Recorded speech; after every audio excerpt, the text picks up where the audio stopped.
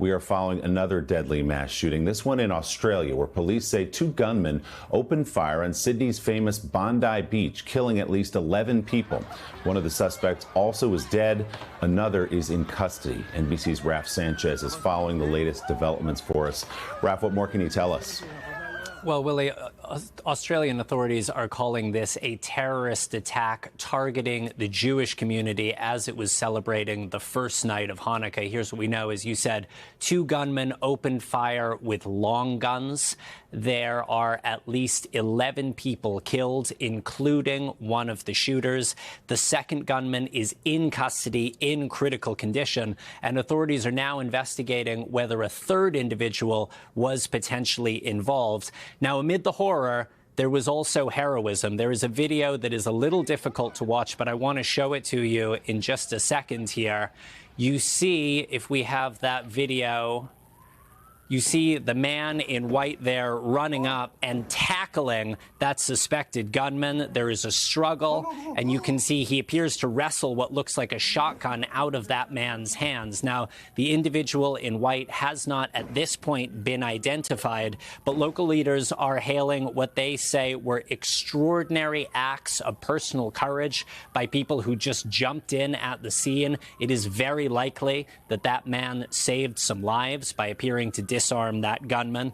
We know that at least 29 people were taken to hospital. Among them are two police officers. Authorities are saying police were on the scene and engaging in a gun battle with these shooters within just minutes. Police are also saying that they found a car linked to the killed gunman, which does appear to contain improvised explosive devices. Now, the bomb squad there in Sydney is probing that vehicle. They are looking for more clues. They are looking for more details about the motives. And, Willie, a massive police investigation is now underway. But we can already say at this point that this is one of the worst gun massacres in Australian history.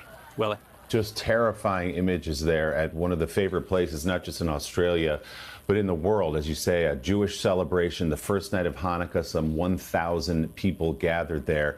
And it just gives you chills, breathtaking to watch the heroism of that one man to disarm one of the gunmen, but not before, as you say, 11 people were killed. So where will this investigation, Raf, go now from here? You have one of the gunmen dead. You have one, as you say, in critical condition. There were improvised devices, bomb disposal units being dispatched there. Clearly, this was planned, a long time coming.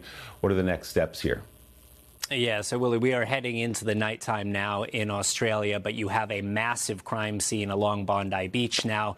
Lots of potential areas for evidence, areas for clues. Police there will be looking at the firearms. Guns are quite unusual in Australia. It has one of the lowest gun death rates of any developed country. And that's partly, Willie, because there was a major gun massacre in Australia in 1996. It's called the Port Arthur Massacre. More than 30 people were killed. And the Australian government responded extremely swiftly with a new wave of gun laws. It's difficult to buy weapons in Australia. There was an enormous national gun buyback. And that is part of the reason that this is just so shocking for people around the world, but especially in Australia, where gun violence is unusual.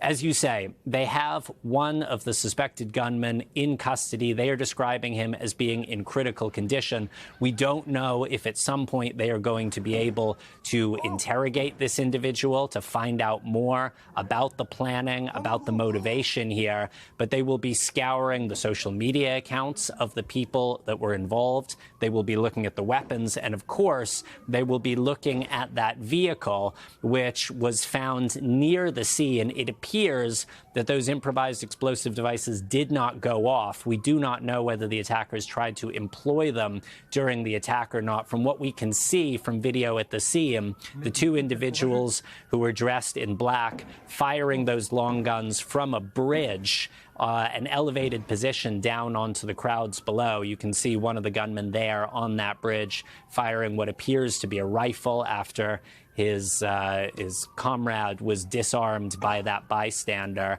And there was a large police response, including armed officers, to that scene. But a massive crime scene and a lot of evidence to sift through. Police are saying at this point They believe there is no further danger to the community, but police are out in force across the Sydney area and across broader Australia right now. Willie.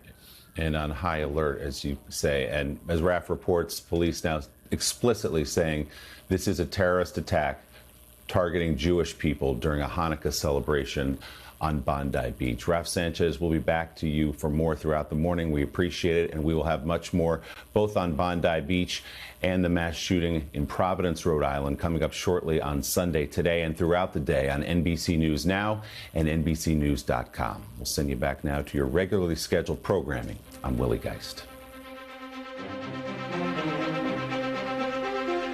We thank you for watching, and remember, stay updated on breaking news and top stories on the NBC News app or watch live on our YouTube channel.